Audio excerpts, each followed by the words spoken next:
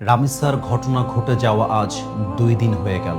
মাগুরার আসিয়াকে আমরা যেভাবে ভুলে গেছি, আমরা যেন রামিসাকে ঠিক সেভাবে ভুলে না যাই। আমাদের দেশের বাস্তবতা হচ্ছে, একটা ইস্যু আসে, খুব ট্রেন্ডিংয়ে থাকে, 5 দিন পরে আরেকটা ইস্যু আসে, ওই ট্রেন্ডিংটা আগের মতো আর থাকে না। আমরা দেখেছি মাগুরায় যখন নিষ্পাপ আসিয়াকে রেপ করা হয়, পুরো দেশের মিডিয়া তখন অ্যাক্টিভ ছিল, মানুষগুলো প্রতিবাদী হয়ে উঠেছিল।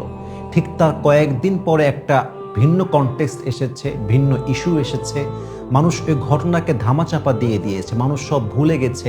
আজও সেই মামলা আদালতে ঝুলছে, তার কোনো ন্যায্য বিচার বাংলাদেশের মানুষ দেখতে এই পর্যন্ত পারে নাই। নাও মাই কোয়েশ্চেন ইজ, রামিসার বাবা তিনি বলেছেন যে এ রাষ্ট্রের কাছে আমি বিচার চাই না, আপনারা বিচার করতে পারবেন না, কাইন্ড অফ চ্যালেঞ্জ তিনি ছুড়ে দিয়েছেন।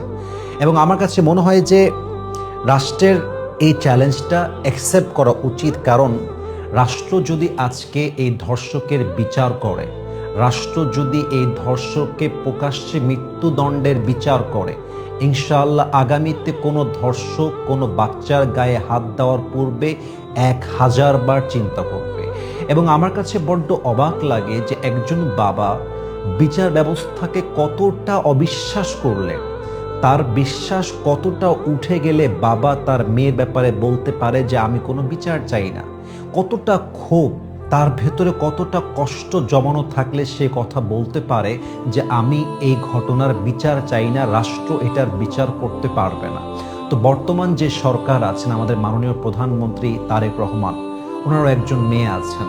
আচ্ছা একবার ভাবেন তো, উনি যদি একজন সাধারণ নাগরিক হতেন এবং ওনার মেয়ের সঙ্গে আল্লাহ না করুক এই ঘটনা ঘটত, তিনি বাবা হিসেবে কিভাবে এটা অ্যাকসেপ্ট করতে পারতেন?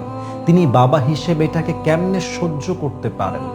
আচ্ছা আপনি নিজেকে একবার এখানে দাঁড় করান তো রামিসার বাবার জায়গায়। যদি আপনার মেয়ের সঙ্গে আজকে এমন হতো, যদি আপনার মেয়ের গলাকে কেটে ফেলা হতো, যদি আপনার নিষ্পাপ বাচ্চাকে রেপ করা হতো, আপনি কি অ্যাকসেপ্ট করতে পারতেন? আমার বাচ্চার সঙ্গে যদি এটা কালকে হয়, এটা কি আমি অ্যাকসেপ্ট করতে পারবো? কেউ কি অ্যাকসেপ্ট করতে পারবে? এত বড় একটা ঘটনা, এত বড় একটা অন্যায়, এত বড় একটা ক্রাইম, অথচ সবচেয়ে বড় অবাক করা বিষয় হচ্ছে আজকে যে পরিমাণ আমরা অ্যাক্টিভ আছি, 7 দিন পরে আমরা সবাই হারিয়ে যাব, কোনো খবর থাকবে না, মামলা ঝুলবে, দিনের পরে দিন কথা হবে, কিন্তু একটা সময় পরে গিয়ে বিচার বন্ধ হয়ে যাবে, আসামি ছাড়া পেয়ে যাবে এবং অন্যায়ের যে ধারাটা চলছিল এটা আগের মতোই চলতে থাকবে। তাহলে আমাদের রাষ্ট্রে বাচ্চাদের নিরাপত্তা কোথায়? একজন নিষ্পাপ শিশুর নিরাপত্তা কোথায়? একজন মেয়ে যার বয়স 6, 7, 8, তার সেফটিটা কোথায়? যদি আমরা আজকে বিচার করতে পারি, তাহলে আমাদের সেফটিটা আমরা ইনশিওর করতে পারবো। যদি আমরা আজকে বিচার না করি, দেখবেন আপনি এরকম ঘটনা আগামীতেও ঘটবে, বিচার হবে না, আসামি বের হবে এবং যতদিন পর্যন্ত বাংলাদেশ আছে কোনো শিশু এই দেশের মাটিতে নিরাপদ থাকবে না। এজন্য আমি রাষ্ট্রের কাছে বিনীত আবদার রাখবো, আপনারা এই বিষয়টাকে এতটা গুরুত্ব দিবেন, এমনভাবে বিচার করবেন যেন পুরো দেশে এটি একটি এক্সাম্পল হয়ে থেকে যায়।